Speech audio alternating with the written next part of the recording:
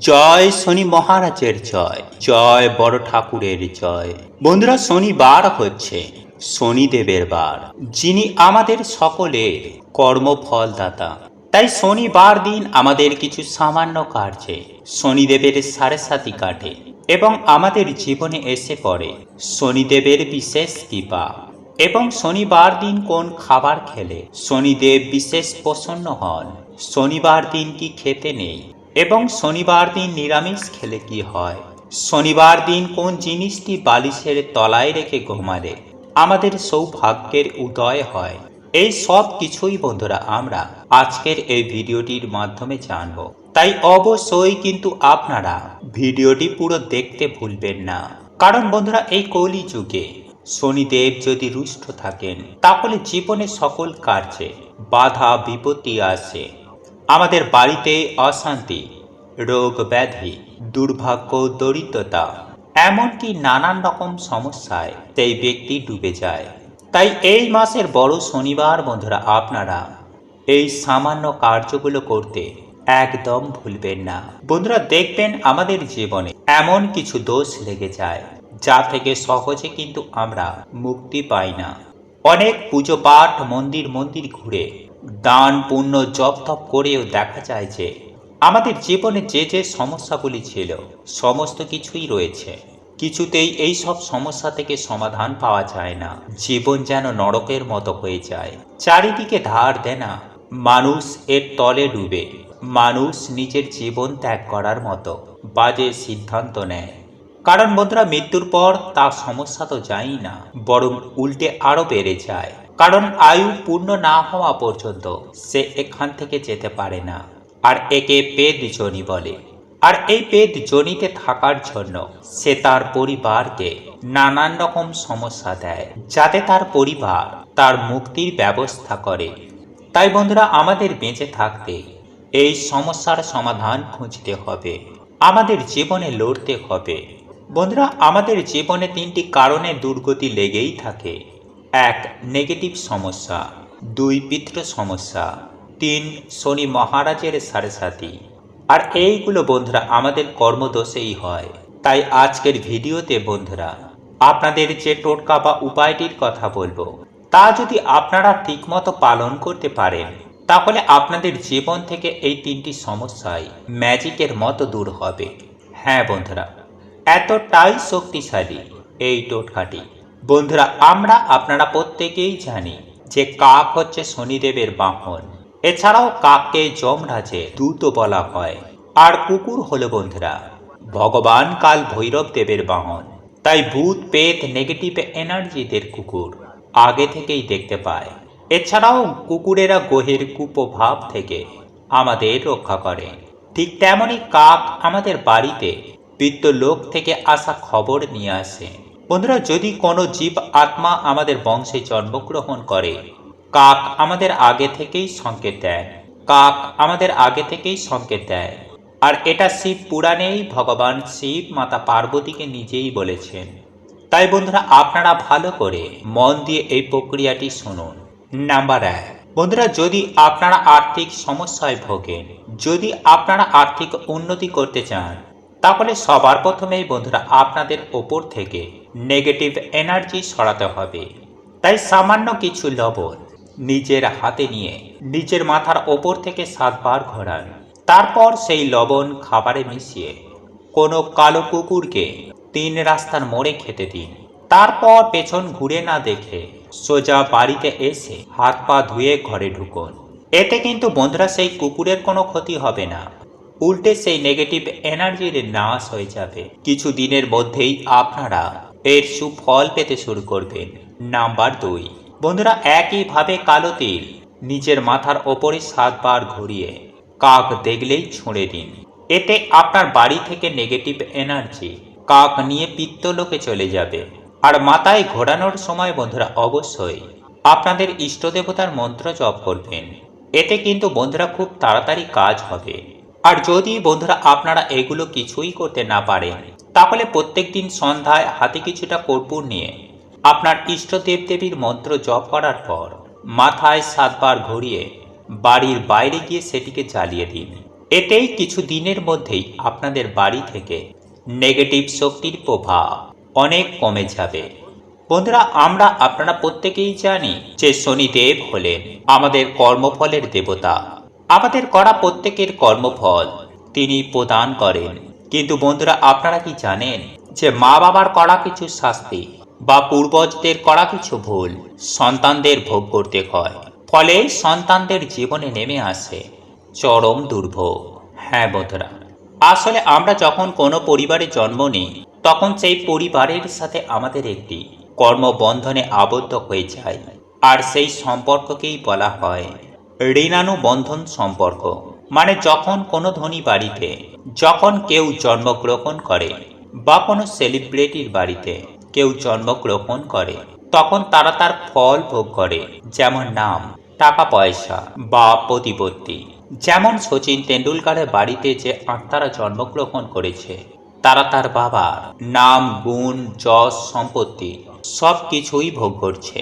আর এর কারণ হলো বন্ধুরা তাদের পূর্ব জন্মের কর্মের ফল, এবং শনিদেব তাদের ওপর খুবই প্রসন্ন।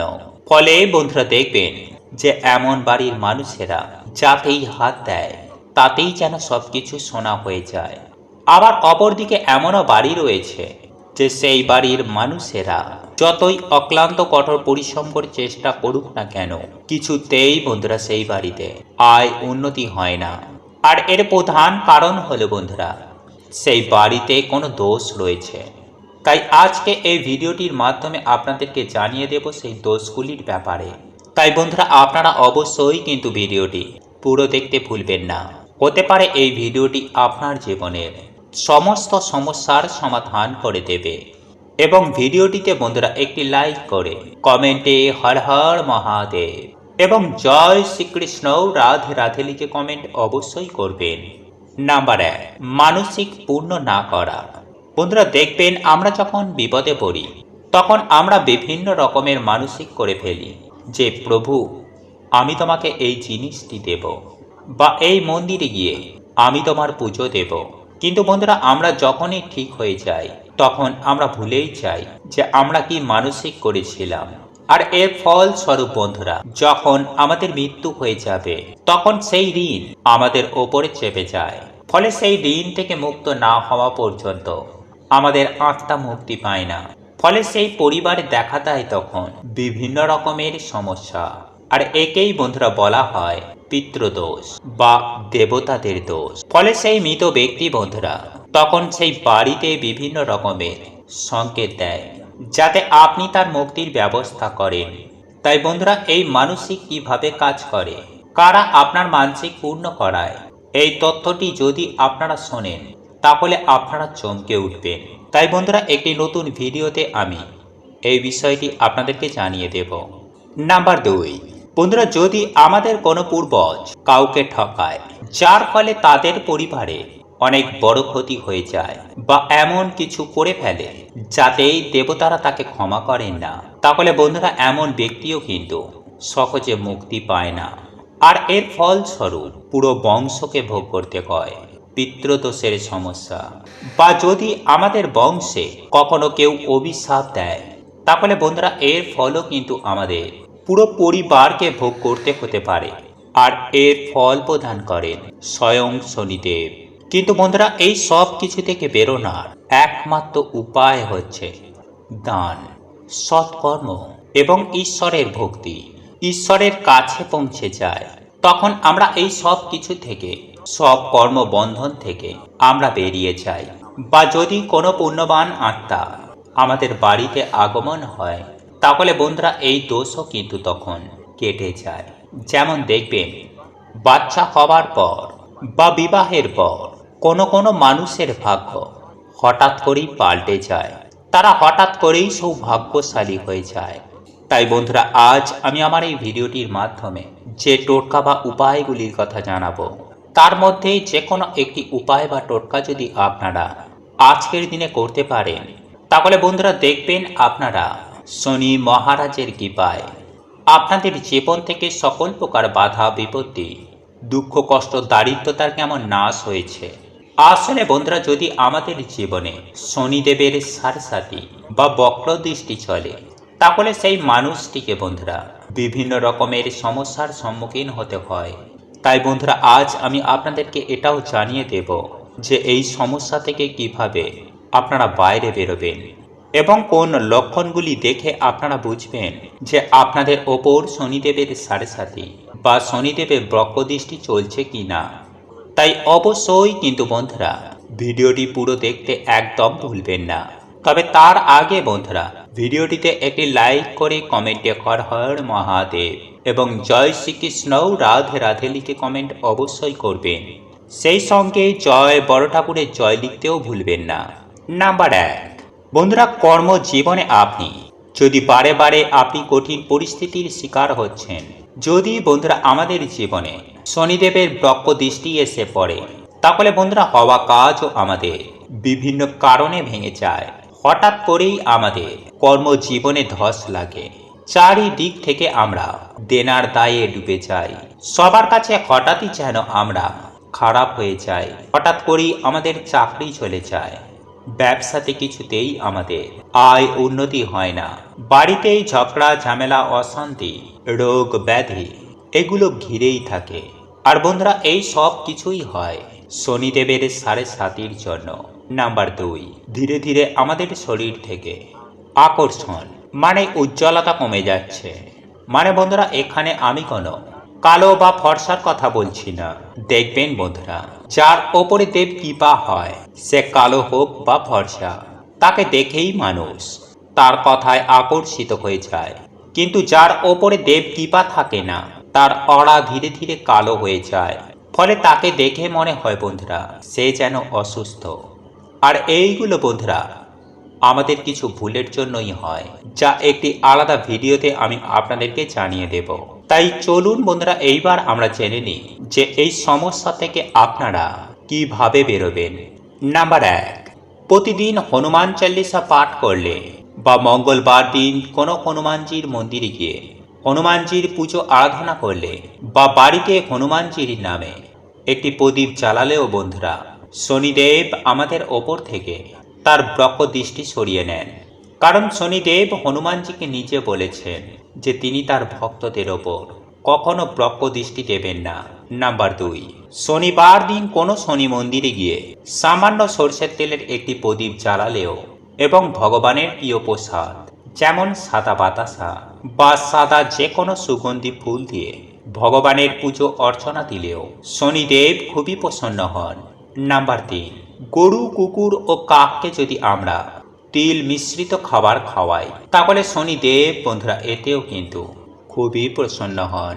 বন্ধুরা আজ রাতে আপনারা কিছুটা কালো তিল, 9টি অড়হরের ডাল এবং 9টি লবঙ্গ কালো কাপড়ে বেঁধে আপনাদের মাথার ওপর থেকে অ্যান্টি ক্লকওয়াইজ 7 বার ঘোরাবেন এবং ঘোরানোর সময়ে বন্ধুরা ওম সাম শনিশ্চরায় নমঃ এই মন্ত্র আপনারা 7 বার পাঠ করবেন এবং তারপর সেই জিনিসটি আপনারা আপনাদের বালিশের তলায় রেখে রাতে ঘুমাবেন এবং পরের দিন আপনারা বাড়ির আশেপাশে যে কোনো একটি অশ্বত্থ গাছের গোড়ায় এগুলিকে রেখে আসবেন এবং অশ্বত্থ গাছকে আপনারা আপনাদের মনোবাসনা মনস্কামনা এবং যে দুঃখ দারিদ্রতায় আপনারা আছেন তা অশ্বত্থ গাছকে বলবেন।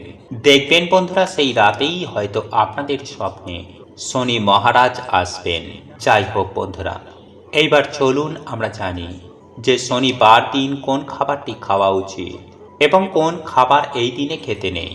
বন্ধুরা শনিবার দিন মুগ ডাল, পনির, লাউ, হলুদ ডালের খিচুড়ি এবং কালো তিল খাওয়া অত্যন্তই শুভ। কিন্তু এই দিনে বন্ধুরা কালো তিল এবং লবণ ক্রয় করে বাড়িতে আনা মোটেও শুভ নয়। এবং যে শনিবার আপনারা শনিদেবের পুজো আরাধনা করবেন, পারলে সেই দিন অবশ্যই নিরামিষ আহার গ্রহণ করুন এবং সরষের তেলের বদলে আপনারা এই দিনে পারলে সাদা তেলে রান্না করুন। এছাড়াও এই দিনে আপনারা বেশি করে তেল মশলাযুক্ত খাবার খাবেন না, আমিষ খাবেন না, পেঁয়াজ রসুন এবং পোড়া জাতীয় খাবার থেকে আপনারা এই দিনে দূরে থাকুন। এছাড়াও মুসুরির ডাল না খেয়ে ভিডিওতে বলা এই সামান্য কার্যের মাধ্যমে যে কোনো শনিবার আপনারা বাবার আশীর্বাদ নিন এবং ভক্তি মনে আপনারা বাড়িতে হরে কৃষ্ণ মহামন্ত্র, মহামৃত্যুঞ্জয় মন্ত্র এবং হনুমান চল্লিশা আপনারা পাঠ করুন। এছাড়াও শনিবার দিন লোহার জিনিস দান করা, অন্ন বস্ত্র দান করা বা কোনো পশু পাখির সেবা করায় শনিদেব অত্যন্তই প্রসন্ন হন। তাই এই বড় শনিবার বন্ধুরা আপনারা এই সামান্য কার্যগুলো করতে একদম ভুলবেন না।